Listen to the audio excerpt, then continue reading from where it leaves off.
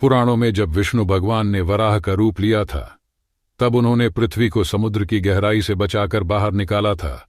तो आप हमें यह बताएं कि पृथ्वी आखिर समुद्र में कैसे डूबी, क्योंकि समुद्र तो पृथ्वी में ही है, तो पृथ्वी कौन से समुद्र में डूबी थी? पहली बात यह है कि किसी भी पुराण में यह नहीं लिखा है कि हिरण्याक्ष ने पृथ्वी को समुद्र में छिपाया था। दशावतार की कथा सबसे विस्तार में विष्णु पुराण में मिलती है। इसके अतिरिक्त 24000 श्लोकों वाले वाराह पुराण में भी इसका विस्तार से वर्णन किया गया है। दोनों ग्रंथों में साफ साफ लिखा है कि हिरण्याक्ष ने पृथ्वी को रसातल में छिपा दिया। पुराणों में 14 लोकों का वर्णन है।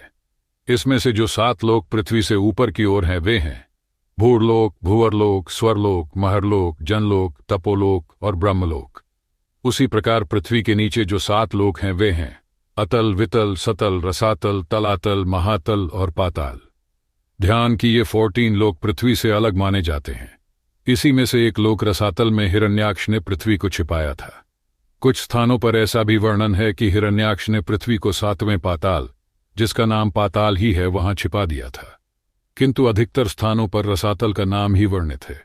ऐसा माना जाता है कि रसातल में पणि नामक दैत्यों का वास है, जिन्हें निवातक, वच, कालिकेय एवं हिरण्यपुरवासी के नाम से भी जाना जाता है।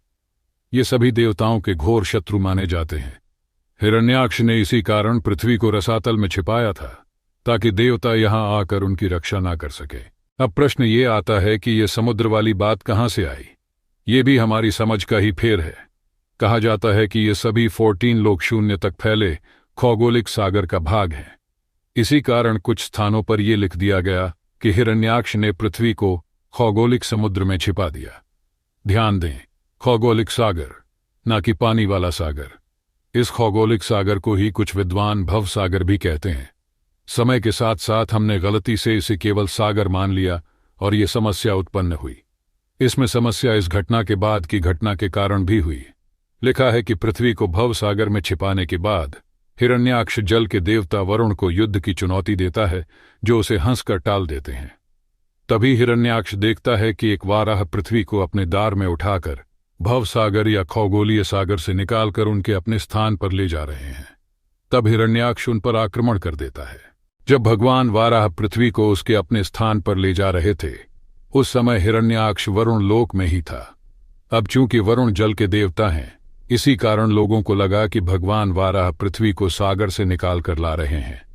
तो सदैव ध्यान रखें कि हिरण्याक्ष द्वारा पृथ्वी को सागर में नहीं अपितु रसातल या खौगोलीय भव सागर में रखा गया था। समय के साथ हमें ये गलतफहमी हो गई कि वो सागर था। ये वैसा ही है जैसे हमें आजकल अपने अधिकतर धर्म ग्रंथों में गलतफहमी हो जाती है।